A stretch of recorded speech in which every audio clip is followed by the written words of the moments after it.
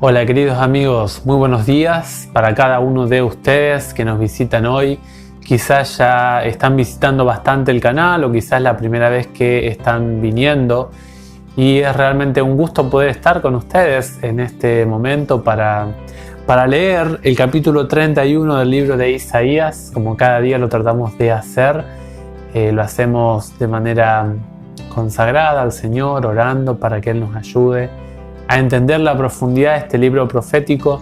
Es realmente, le contaba a mi esposa, creo que es uno de los libros que son de mis preferidos dentro del panorama profético. Tiene una calidad de escritura. Isaías, él era un hombre preparado, no estaba en el palacio del rey, y realmente era alguien que tenía mucha cultura, mucha preparación académica, y obviamente eso se refleja en sus escritos. Así que está para disfrutar. Hoy es una pieza exquisita realmente el capítulo 31 de su libro. Vamos a orar y vamos a dar inicio al programita de hoy. Querido Señor Jesús, muchas gracias porque nos acompañas en este momento. Gracias te damos como cada momento que nos acercamos a tu palabra, porque nos enseñas en ella y nos instruyes de manera que podamos aprender, podamos ser enseñados a cómo confiar en ti sin depender de recursos, de instrumentos o de personas o de instituciones, que podamos confiar en el Señor. Pedimos este anhelo, este pedido, y lo hacemos en el nombre de Jesús. Amén.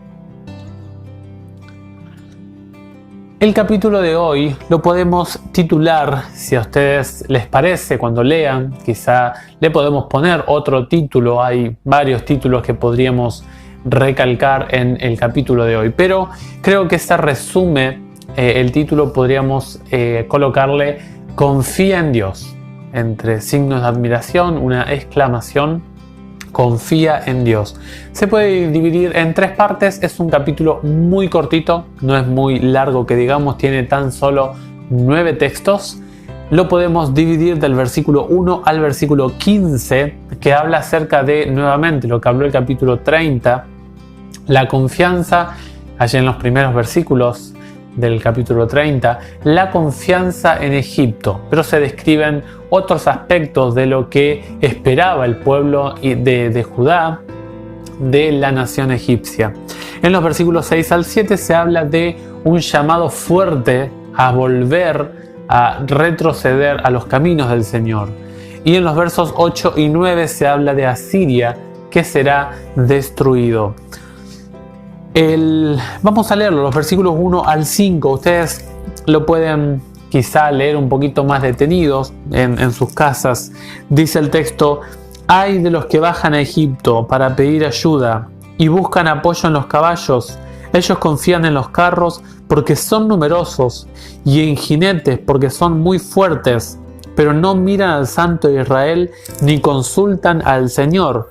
Sin embargo, Él también es sabio, hace venir la desgracia y no revoca su palabra. Se levanta contra la casa de los malvados y contra la ayuda de los malhechores. Los egipcios son hombres y no dioses. Sus caballos son carne y no espíritu. Cuando el Señor extienda su mano, tropezará el que ayuda y caerá el que es ayudado, y todos juntos desaparecerán". En el verso 4 y 5 dice: "Porque así me hablaba el Señor, como gruñe el león o como el cachorro de león gruñe sobre su presa, cuando se llama contra él a todos los pastores, sin dejarse intimidar por sus gritos, ni amedrentarse por su tumulto. Así el Señor de los ejércitos bajará a combatir sobre la montaña de Sión y su colina. Como pájaros que revolotean, así el Señor de los ejércitos protegerá a Jerusalén. Él protegerá, salvará, perdonará y librará. Vuelvan, israelitas, a aquel de quien se han apartado tanto". Ese es el versículo 6. Noten ustedes que aquí el profeta Isaías habla de que, Judá, el pueblo de Dios en el sur, era una nación un tanto débil en la preparación bélica. No tenían fortaleza bélica y solicitaban caballos de parte de los egipcios porque era uno de los aspectos fuertes de esta nación. Dios es la fuente de la sabiduría. El versículo 2 dice el profeta que Dios es sabio también, y sobre todo es más sabio que los seres humanos, porque reconoce y sabe acerca de los planes que tiene cada nación. En el versículo 3 es interesante que una nación, la fortaleza de una nación no se mide por los bienes materiales que tiene una nación. No se mide por las capacidades bélicas, los instrumentos de destrucción para otra nación con que consta tal o cual nación, sino que se evalúa la fortaleza de una nación según la capacidad de administración moral y espiritual que tiene el liderazgo de tal o cual nación. Se hace la figura en los versículos 4 y 5 en el 4 de un león y en el versículo 5 de un ave que protege a sus polluelos, a sus crías y las alimenta. El versículo 4 denota una actitud poderosa, fuerte, que Dios está al control como el rey de la selva que es el león. En los versículos 6 y 7 hace el profeta un fuerte llamado al arrepentimiento y a la vuelta de los caminos idolátricos paganos que ha comenzado a transitar el pueblo de Dios. Y es interesante que aquí en los versículos 6, por ejemplo, dice: vuelvan israelitas a aquel de quien se han apartado tanto. Él los está esperando. Pueden todavía regresar porque se han alejado mucho.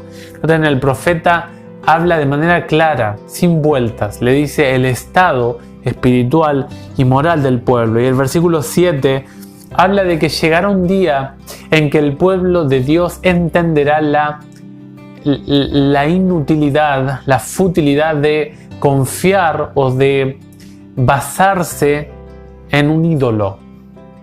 Ellos mismos habían creado la fuente de idolatría y le rendían loor, le rendían adoración. Y es interesante que Dios les dice: llegará un día en que van a comprender lo que es confiar en un ídolo. Los van a ustedes mismos destruir. Y esto pasó allí en 2 de Crónicas 31, en los tiempos del rey Ezequías. La gente iba por la ciudad sacando los palos idolátricos, las imágenes, rompían todo lo idólatra que había en la ciudad. El versículo 7 habla de que esos que ustedes se han fabricado con sus manos. Es muy importante el llamado central que hace el profeta al pueblo de Dios en este capítulo. El llamado de: si yo he andado y he comprobado que lo que no es con Dios es inútil, que me vuelva a Dios. Si tengo la oportunidad. Lo triste o lo peligroso, lo riesgoso es que a veces nosotros no podemos volver. Y eso es algo que tenemos que tener en cuenta porque es un riesgo que podemos llegar a correr también.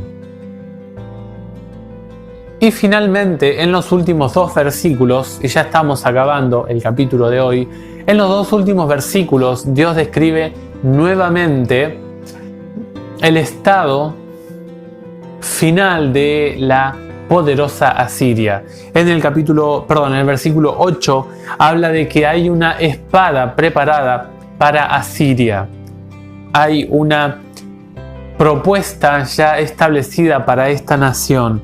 Y esa propuesta, esa espada, ese combate es la espada del Señor. Allí en Isaías 34, 5 y 6 se deja explícita esta idea.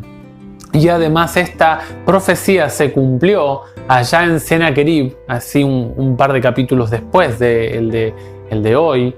Saben, allí se cumplió lo que Dios le anunciaba al pueblo mediante el profeta Isaías en el capítulo 37, el versículo 36. Habla de que serían tributarios, serían ahora personas con un trabajo forzado, y los jóvenes y todas las personas serían menospreciados y dominados por alguien superior a ellos. En el versículo 9 dice: su roca huirá aterrorizada y sus jefes espantados. Abandonarán el estandarte, palabra del Señor, que tiene su fuego en Sión y su horno en Jerusalén. Este texto está hablando de que desconfiarían en las características o en las cualidades de Asiria como nación. Habla acerca de sus líderes, de sus príncipes, que no podrían combatir en contra del Dios del cielo. Y aquí habla de que Dios se hará cargo de esta nación. Y es interesante que se representa aquí la destrucción, la eliminación, el devorar del fuego, del celo del Dios de los cielos para estas naciones, inclusive de la que está hablando especialmente es Asiria.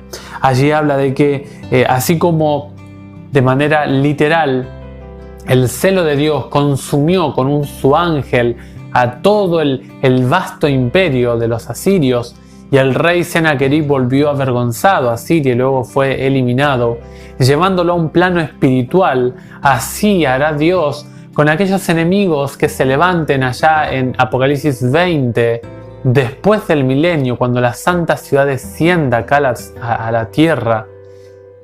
Habla de que la resurrección o en la segunda resurrección van a resucitar los impíos y se van a oponer a la ciudad de Dios. Y la Biblia dice que allí va a caer fuego del cielo y los va a consumir. Este capítulo, queridos amigos, nos incentiva a confiar en Dios. Quizá, no sé qué hace usted cuando tiene un problema, pero a mí me ha pasado que recurro quizá a algún pensamiento de buscar ayuda en un familiar, en algún amigo, en algún prestamista, buscar confianza o baso mi fe en alguna institución gubernamental, o quizá confío en alguna empresa bancaria. Y lo último que hacemos ya cuando la situación nos sobrepasa y estamos exaltados, lo que hacemos es recurrir a la oración.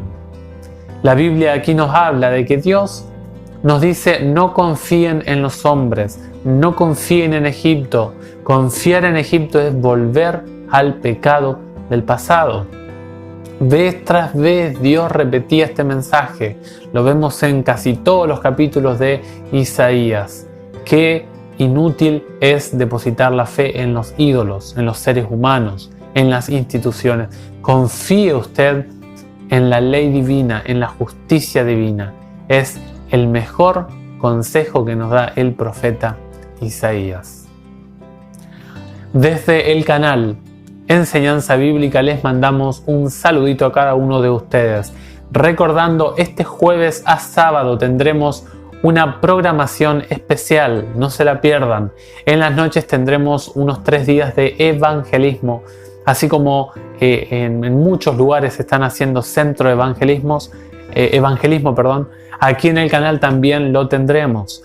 Vamos a enfocar distintos encuentros de personas o diferentes grupos de personas que han tenido con Dios. Prepárense, vamos a estar haciendo material y a disfrutarlo juntos. Dios les bendiga y que tengan lindo lunes y buen inicio de semana para todos.